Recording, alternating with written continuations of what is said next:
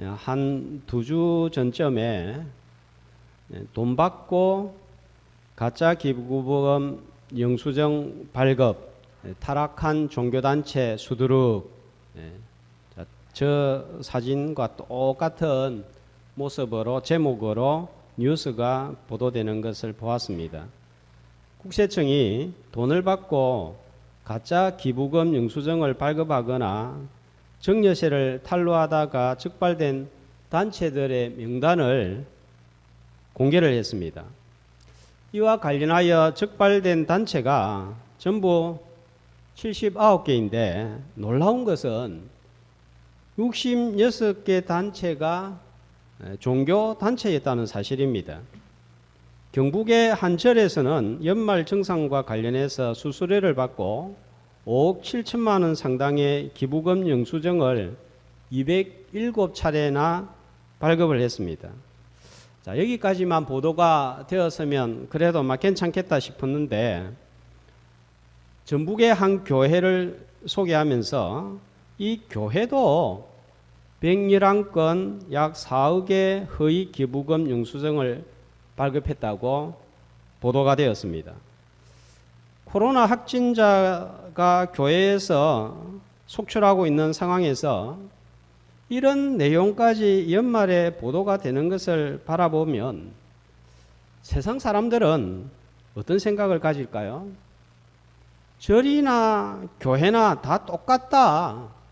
또 교회가 문제가 터질 때마다 교회가 빠지지 않는다.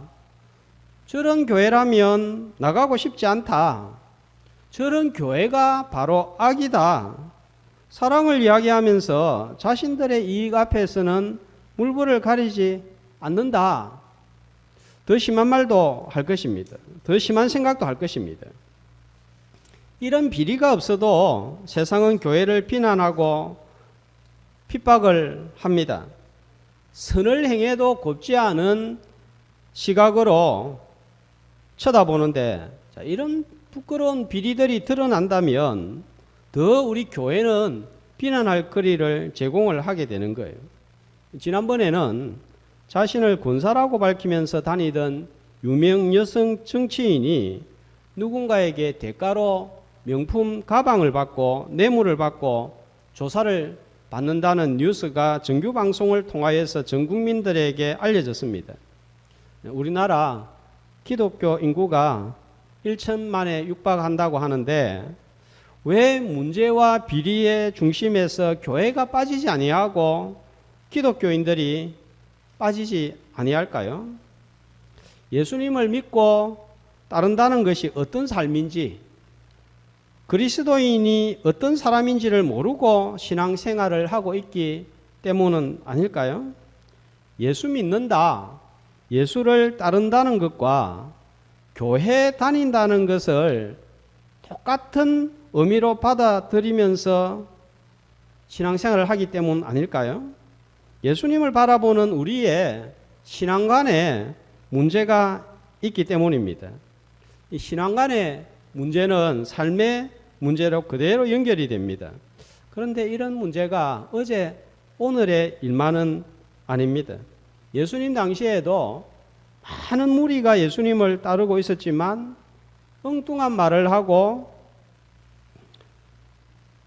예수님을 따르는 사람답지 않게 이상한 행동을 하는 것을 보게 됩니다.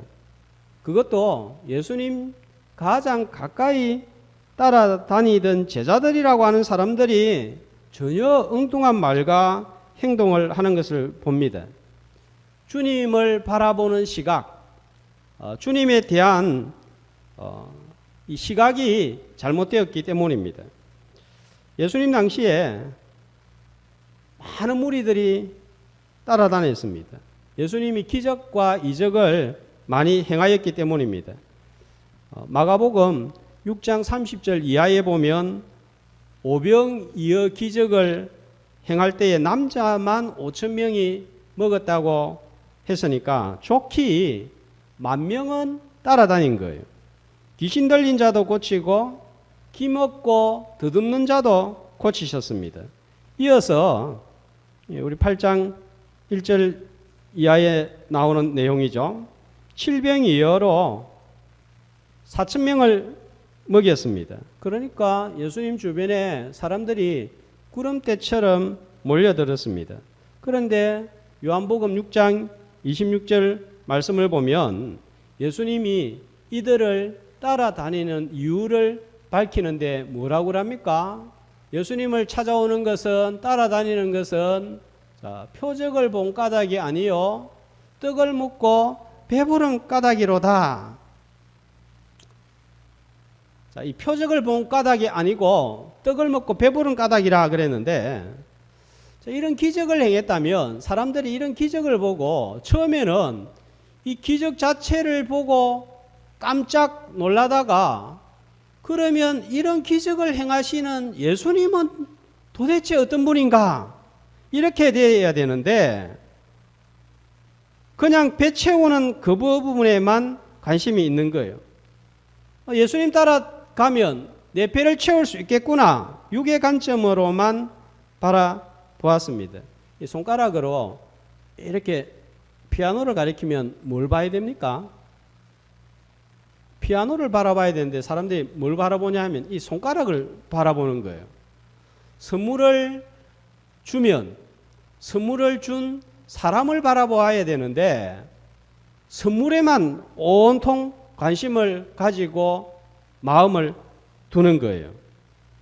기적을 일으키면 기적을 일으킨 분이 누구신가 이렇게 되는데 나도 기적을 한번 맛보면 안 되나? 이런 식으로만 예수님을 바라보았다는 것입니다. 자, 그러자 요한복음 6장 15절에 보면 사람들이 이런 예수님을 보고 어떻게 하려고 합니까? 억지로 임금을 삼으려고 합니다. 자, 그러자 예수님은 어떻게 했습니까? 혼자 그들을 떠나가시는 거예요. 세상 지도자 같으면 여론과 군중의 지지를 받으니까 손을 흔들고 표를 얻기 위해서 또 나타나고 또 자기 능력을 보여주려고 할 것입니다. 그런데 예수님은 어떻게 하셨습니까? 무리들을 떠난 거예요. 예수님은 무리들이 이런 목적으로 주님을 따르기를 원하지 않았기 때문입니다. 자, 그렇다면 제자들은 달랐을까요?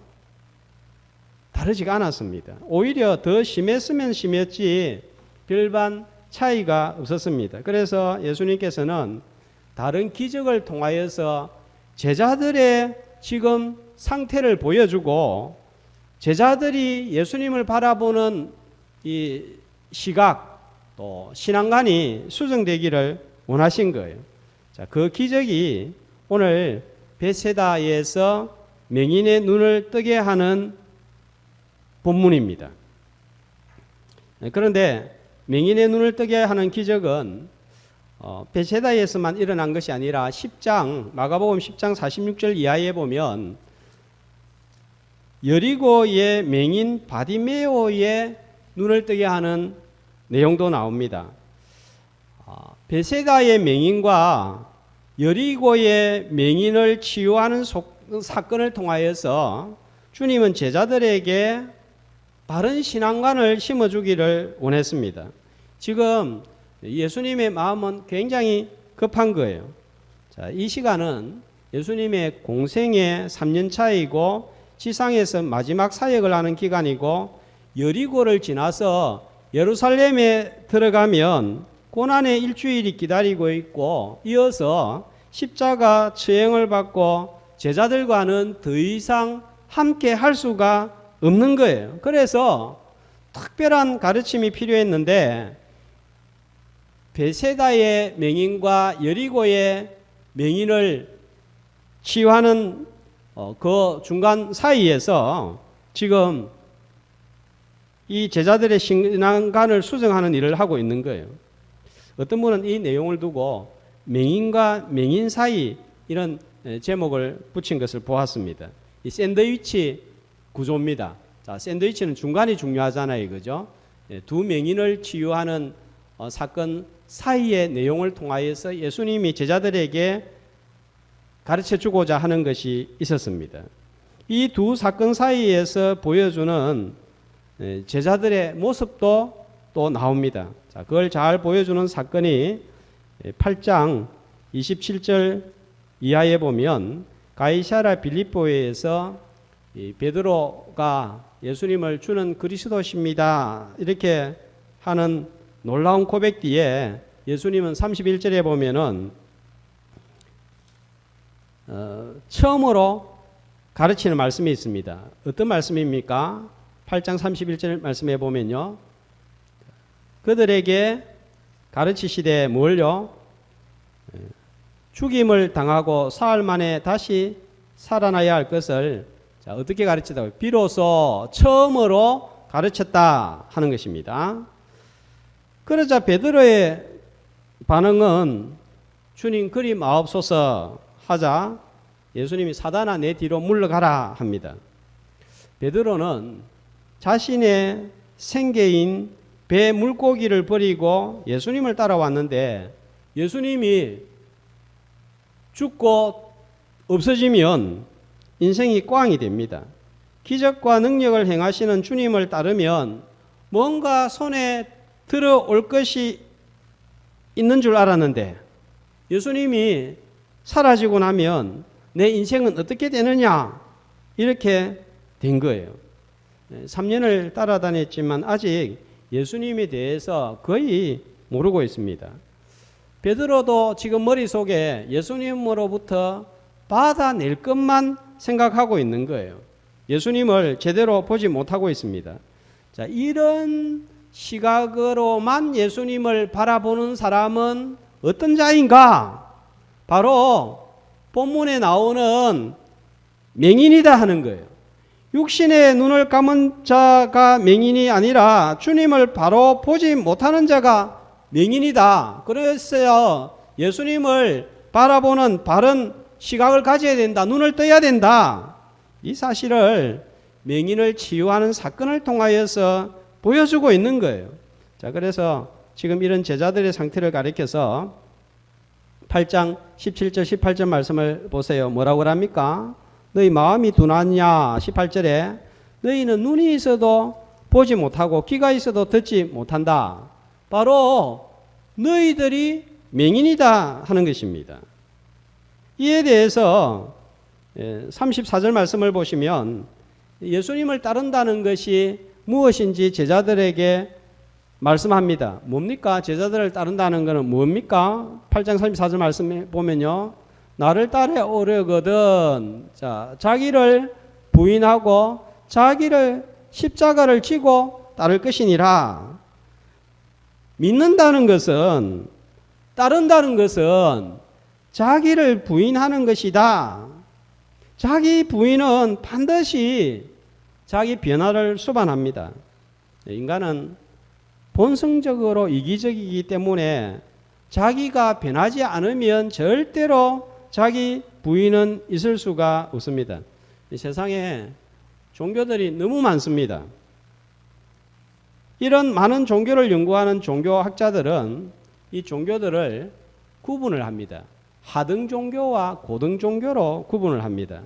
어떤 종교가 저급한 하등 종교이고 어떤 종교가 좀 고상함을 가진 고등 종교인가 구분하는 기준이 무엇입니까? 종교학자들은 연구 결과 그 기준을 자기 변화를 수반하느냐 그렇지 않느냐로 보았습니다.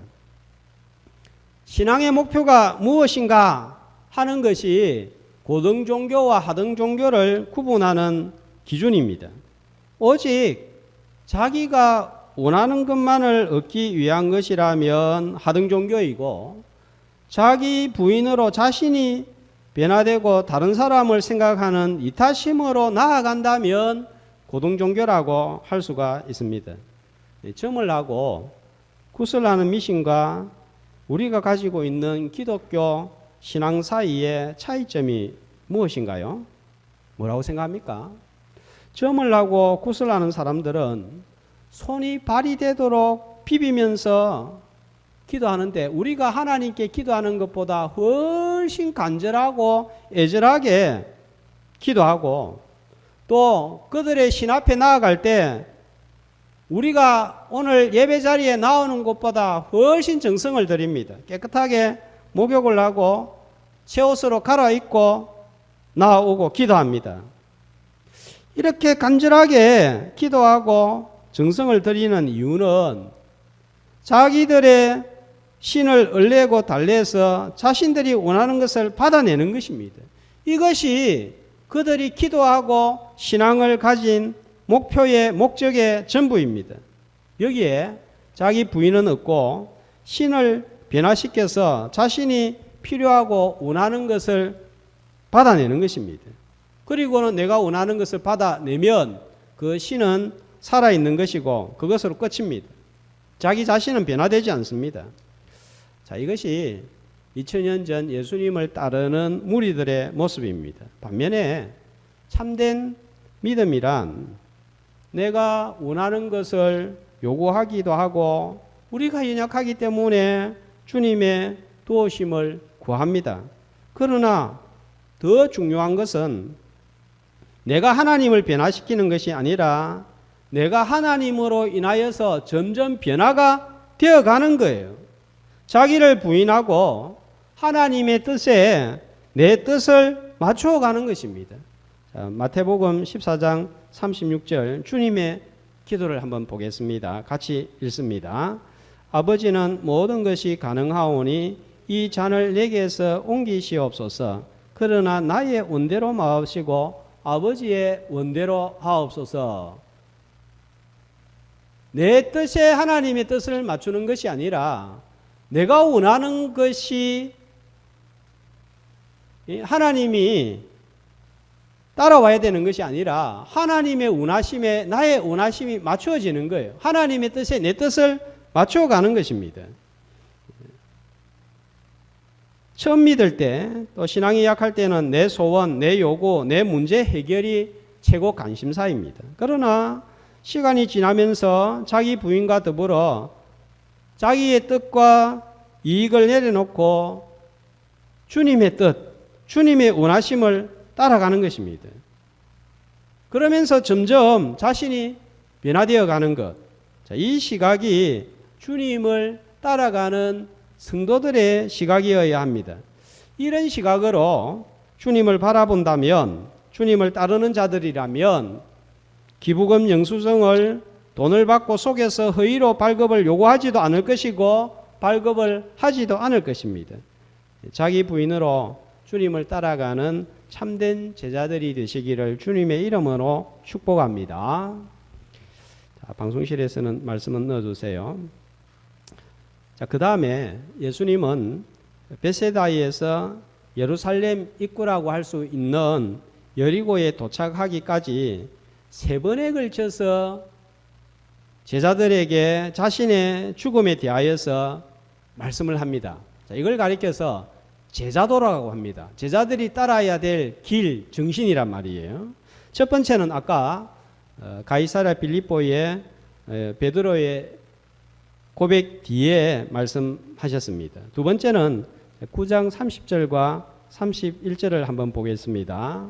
예수님께서 갈릴리 가운데로 지나가시면서 다시 31절에 보면은 인자가 사람들의 손에 넘겨져 죽임을 당하고 죽은 지 3일 만에 살아날 것이다.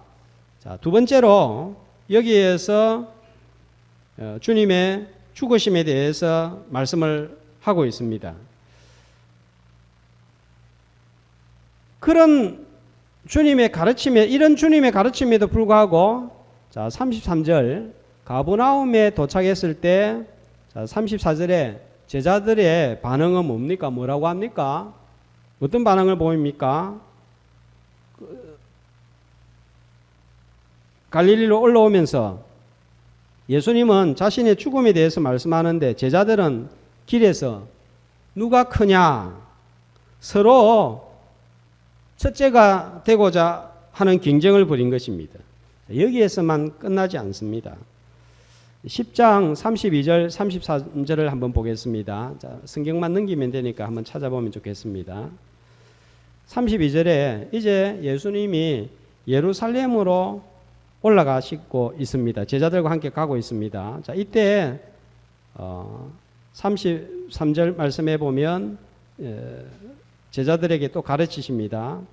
우리가 예루살렘에 올라가노니 인자가 대제사장들과 서기관들에 넘겨짐에 그들이 죽이기로 결의하고 이방인들에게 넘겨주겠고, 또 예수님이 이제 곧 자신의 죽음에 대해서 말씀을 합니다. 이제 예루살렘으로 올라가시면 십자가가 기다리고 있습니다. 마지막으로 고난과 죽음에 대해서 말씀하셨습니다. 자, 그런데 35절 말씀을 보시면 제자들의 반응이 뭡니까? 하나는 우편에 앉게 해달라. 자, 37절에 또 하나는 좌편에 앉게 해달라. 자, 이 말을 들은 또 다른 제자들은 화를 내고 분을 발합니다. 자의정, 우의정 하게 해달라는 거예요. 제자들은 예수님을 바라보는 시각이 철저하게 뭡니까? 세상 사고와 똑같은 거예요. 예수님을 세상의 왕처럼 생각을 하고 권력을 행사하고 로마에 대항하는 지도자로서 바라보고 있습니다. 그래서 이 예수님과 함께 있으면 커지기를 원했고 높은 자리에 앉기를 원하는 욕망, 이것이 제자들이라고 하는 사람들이 예수님을 따라다니는 목적이었습니다. 지난번 마태복음 11장 세례 요한도 이런 시각으로 바라보았기 때문에 오실 그이가 당신입니까? 아니면 다른 사람을 기다려야 됩니까? 이렇게 회의에 빠지는 모습도 함께 살펴보았습니다. 예수님을 왕으로만 바라보고 정치적인 관점으로만 바라보았기 때문입니다. 자신들을 대항하는 자들을 심판하는 심판주로만 바라보았기 때문입니다. 그런데 지금은 예수님이 왕의 모습으로 일하는 것이 아니라 종의 모습으로 일하고 있는 거예요. 분명히 예수님은 왕의 모습으로 나타나실 것입니다. 그러나 그 전에 종의 모습을, 종의 일을 먼저 하는 거예요. 그래서 예수님은 첫째가 되기를 원하고 높아지기를 원하는 제자들에게 이 예수님을 바라보는 시각이 수정되기를 원한 거예요. 자, 그래서 오늘 말씀의 제목이 무엇입니까? 뭔가요? 신앙관 수정입니다. 예수님은 시간이 없습니다. 이제 곧 십자가에 처형을 당하고 제자들을 떠날 것이기 때문입니다. 그래서 마가복음 10장 45절에 인자에 옮긴 것은 승김을 받으려 함이 아니고 승기려 하고 자기 목숨을 많은 사람의 대속물로 주려 함이라, 이렇게 말씀을 하십니다. 예수님이 오신 것은 왕으로 권력을 행사하기 위해서가 아니라 섬기기 위해서 오셨다는 것입니다. 섬기는 자가 큰 자입니다. 10장 42절 말씀 보면 세상의 집권자처럼 주관하고 힘을 휘두르는 것이 나의 일이 아니다.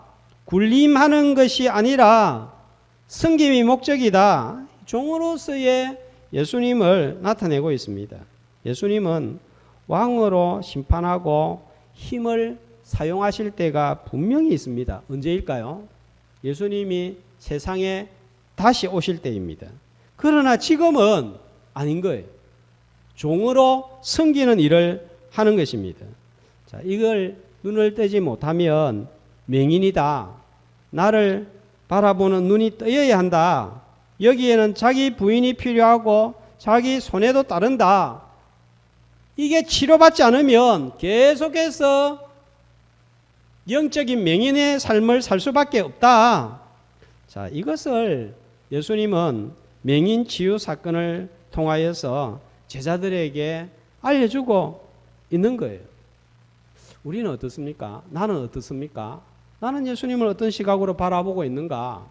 오랫동안 예수님을 따라다녔지만 맹인 같은 그런 시각으로 신앙생활을 할 수가 있습니다.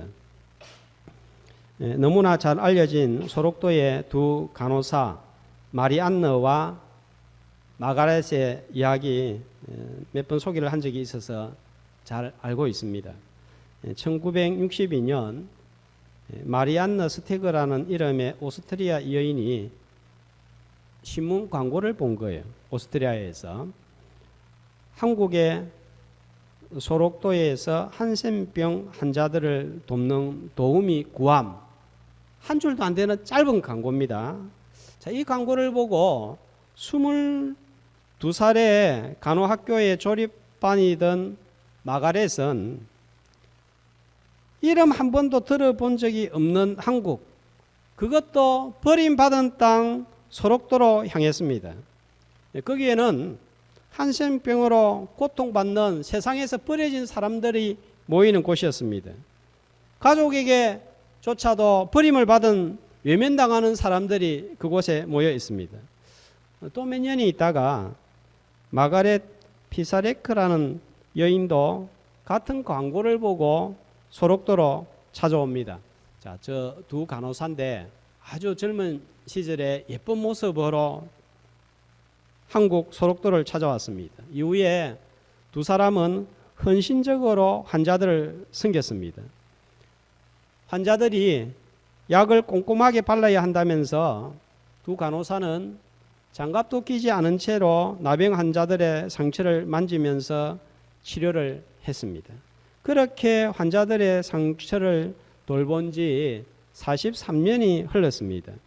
20대에 꽃다운 얼굴은 온데간도가 없고, 자, 저렇게 주름살만 가득한 두 노인, 두 할머니로 변했습니다. 이렇게 사랑으로 봉사하던 두 사람은 지난 2005년 사랑하는 친구 은인들에게라는 짤막한 편지 한 장만 딸랑 남기고 고국 오스트리아로 돌아갔습니다. 자, 이들이 가지고 있는 신앙은 우리와 조금 다릅니다. 그러나 두 간호사가 보여준 삶은 바른 교리를 가진 우리보다 더 예수님의 삶과 가까운 섬김의 모습을 보여주는 것 같습니다. 우리 구주 예수님은 오스트리아보다 훨씬 아름답고 영광스러운 나라에 오셨습니다. 가장 추하고 더러운 말구유로 찾아 들어오셨습니다. 그리고는 한 번도 대우를 받아본 적이 없습니다. 섬김으로 우리를 구원하신 것입니다. 우리가 교회에서 직분을 받고 있습니다. 목사로, 장로로, 집사로, 권사로, 또 성도라는 호칭을 받았습니다. 자, 이 받은 직분은 자주 말씀드리지만 섬기는 것 외에는 아무 의미가 없는 거예요. 섬길 때 빛나는 것입니다. 선교사를 섬기고, 나보다 못한 사람을 섬기고, 공경에 처한 사람을 섬기고, 그들에게 따뜻한 차나 식사라 위로하고 섬기기 위해서 하나님께서 주어진 직분 호칭이 바로 이 교회의 직분과 성도라는 호칭입니다. 대림절 마지막 주인 4주차를 지금 보내고 있습니다. 자, 이 기간 동안만큼이라도 주님을 바로 볼 수 있는 눈을 뜨게 하여 주십시오. 이 기간 동안만큼이라도 늘 받은 것을 생각하고 주님 따르면서 얻을 이익만 계산하는 것이 아니라 주님에게 드릴 것이 무엇이 있습니까? 주님 때문에 내가 손해보아야 될 것이 무엇이 있습니까? 그렇다면 감당하게 하시고, 나를 부인해야 할 영역은 어떤 영역입니까? 내가 누구를 섬길 수 있습니까? 자, 이렇게 묻고 나아감으로 이 대림절 기간만큼이라도 무리가 아니라 제자로서 설 수 있기를 주의 이름으로 축복합니다. 그런데 이런 모습은 하루아침에 이루어지지 않습니다. 하루아침에 우리의 삶이 달라진다는 것은 정말 어렵습니다. 맹인이 어떻게 치유되지요? 예수님께서 눈에 침을 뱉고 안수하여 주십니다. 자, 그러니까 8장 23절을 보겠습니다. 무엇이 보이느냐 물으니까, 자, 24절에 맹인의 대답이 뭡니까? 뭐예요? 나무 같은 것들이 걸어가는 것을 보나이다. 사람하고 나무하고 구분이 잘 안 되는 거예요. 그래서 25절에 보니까 예수님이 다시 안수하여 주십니다. 자, 그러자 어떻게 되죠? 그 다음에는 어떻게 됩니까? 밝히 보이는지라. 맹인의 눈이 뜨여지는데 시간이 걸린 거예요. 그렇지만 예수님은 반드시 눈을 뜨기를 원해서 고쳐 주셨습니다. 예수님 따라다니지만 예수님이 누구신가? 그래서 내가 어떤 삶을 살아야 되는가? 이것을 정확히 보는 데는 시간이 걸린다는 거예요.